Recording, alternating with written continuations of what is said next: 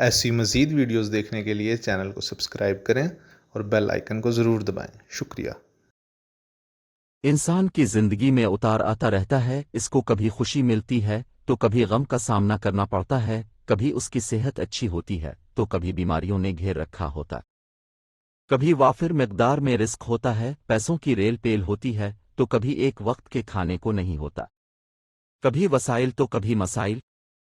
یہ تمام چیزیں انسان کی زندگی کا حصہ ہے اور مرتے دم تک یہ چلتے رہتے ہیں، لیکن اصل کمال تو یہ ہے کہ انسان ہر حالت میں اللہ کا شکر ادا کرے اور اس کی طرف سے کسی بھی بھیجی جانے والی حالت میں خوش رہے۔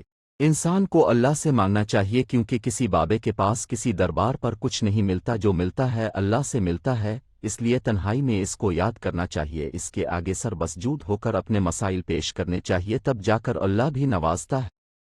آج ہم آپ کو ایک ایسا وظیفہ بتانے جا رہے ہیں جس کے پڑھنے سے رزق کی تنگی ختم ہو جائے گی، تنگی نہیں رہے گی، اور اگر کاروبار ہے تو اس میں ایسی برکت آئے گی کہ پھر سنبھالنے سے بھی نہیں سنبھلے گا۔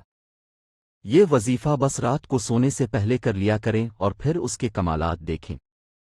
اس وظیفہ سے پہلے 3 بار درود شریف پڑھے، اگر درود ابراہیمی ہو تو زیادہ بہتر ہے، اس کے بعد 300 مرتبہ پڑھیں۔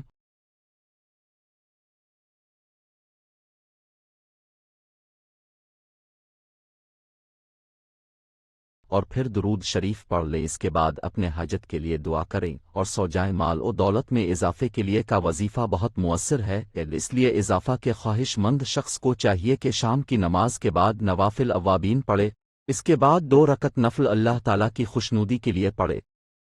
ان نوافل کی ہر رکعت میں الحمد شریف اور سورت پڑھنے کے بعد 100 مرتبہ درج بالا وظیفہ پڑھے۔ نوافل کے بعد سر سجدے میں رکھ کر 111 مرتبہ پھر یہی وظیفہ پڑھے، اس کے بعد سجدے ہی میں اضافہ رزق کی دعا کرے، انشاءاللہ بے پناہ مال و دولت میں اضافہ ہوگا، اور یہ عمل 1 سال تک جاری رکھے۔ عمل اچھا لگا ہو تو لازمی ایسے اپنے دوستوں کے ساتھ شیئر کریں۔